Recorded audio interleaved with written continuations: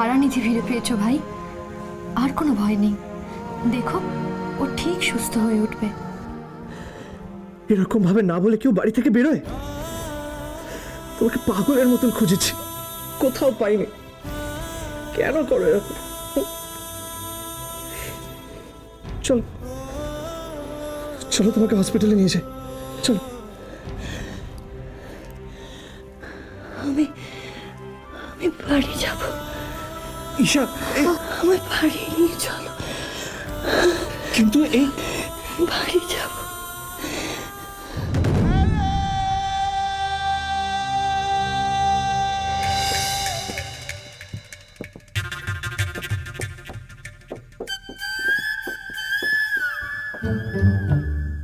তুমি দায়ী, এই সব কিছুর জন্য তুমি দায়ী সঞ্জয়। ইচ্ছে করছে তোমাকে না খুন করে ফেলি আমি। কি কপাল আমার, হে ভগবান! যে হাতে আপনি আমাকে মালা পরালেন সে হাতে আপনি আমাকে খুন করবেন?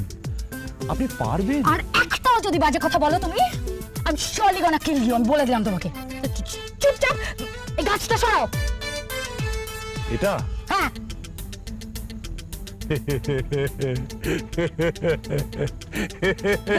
এটা আচ্ছা, অদ্ভুত তো হাসছো কেন তুমি?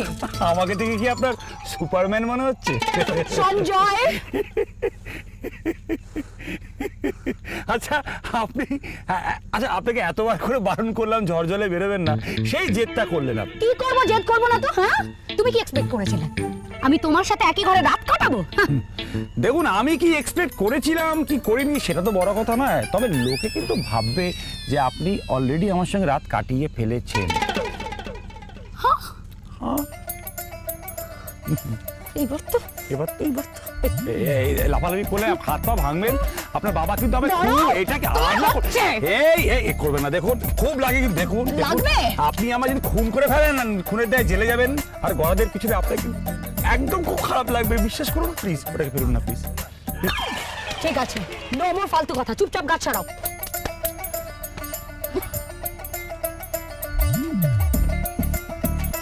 হয়েছে? বাবা, কোনো কাজ হবে না এই ছেলেটাকে দিয়ে। আপনি গাছ ছড়াতে বললেন, চুপ করবে তুমি।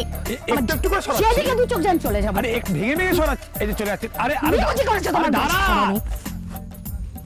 এই পথ যদি না শেষ হয় তবে কেমন হতো তুমি বলো তো। এই কি পড়ে যাবেন তো? একদম আসবে না তুমি আমার পেছনে। না আবার আসছো আমার পেছনে? যেও না রজনী এখন সোজা আসবে না কিন্তু আমার।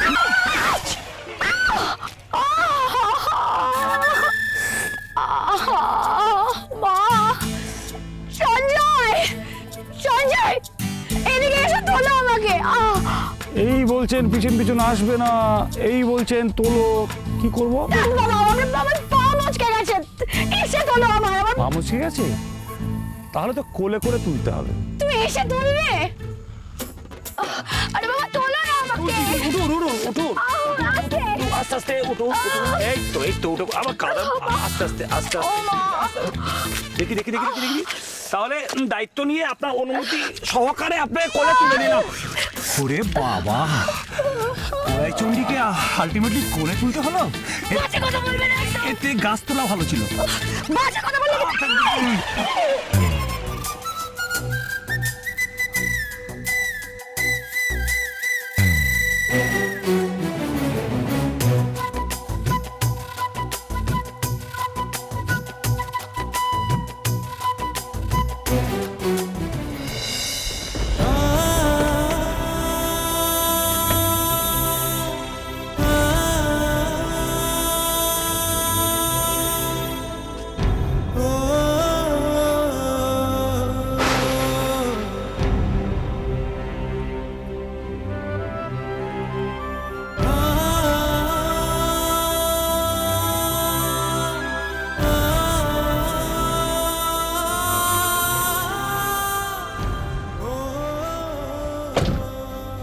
রাধা মাধব তোমাদের মঙ্গল করুক।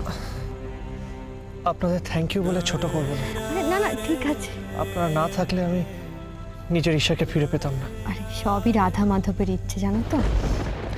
আরে তোমার একটা জিনিস আমাদের কাছে রয়ে গেছে। কি? এই যে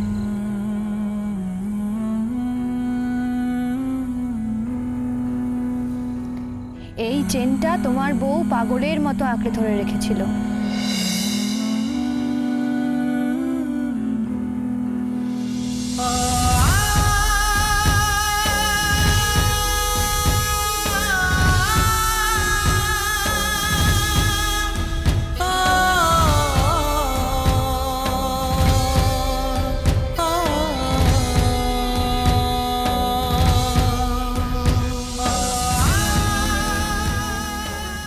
সকালবেলা ঘুম থেকে উঠে আমার পাশে তোমাকে দেখে মুডটা ভালো হয়ে গেছে।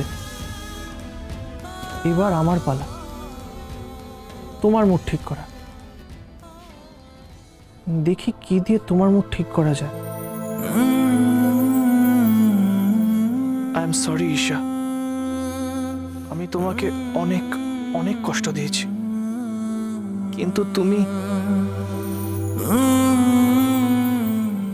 এত ভালো গিফট আজ অব্দি আমায় কেউ দেয়নি।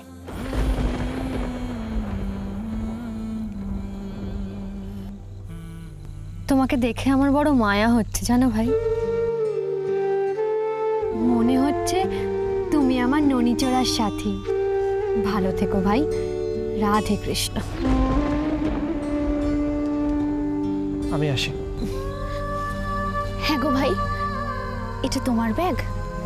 ঘরে ছিল? হ্যাঁ, থ্যাঙ্কস। কখন যে পড়ে গেছে। আমি তাহলে আসি। জয় রাধে কৃষ্ণ। সাবধানে যেও। রাধা মাধবের কৃপায় সুখী থেকো দুজনে।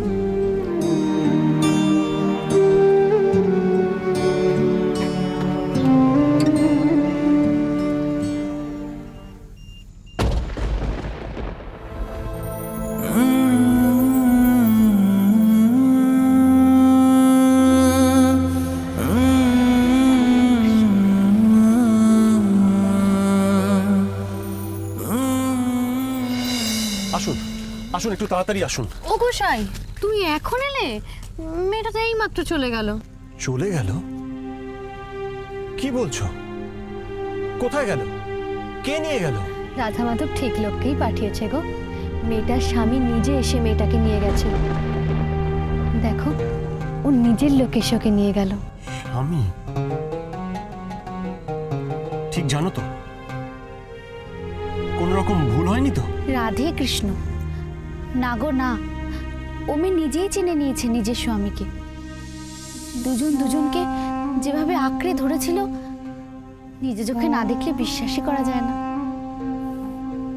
যাক, তাহলে নিশ্চিন্ত হওয়া গেল। জানো গোসাই, মেয়েটার স্বামীকে না ভারী সুন্দর দেখতে। আর ছেলেটার মুখটা দেখলেই না কেমন যেন মায়া পড়ে যায় ওর ওপর। আমার তো মাঝে মাঝে মনে হচ্ছিল ও তোমারই ছোট ভাই, ঠিক তোমারই মতন ভালোবাসতে জানে। আচ্ছা, এখন এসব কথা থাক। ডাক্তারবাবু, আপনাকে এতটা পথ শুধু শুধু নিয়ে এলাম। না না, ঠিক আছে, আমাকে মাফ করবেন। সবই তো শুনলাম। আপনারা দোষ কিসের? চলুন, আপনাকে এগিয়ে দিয়ে আসি।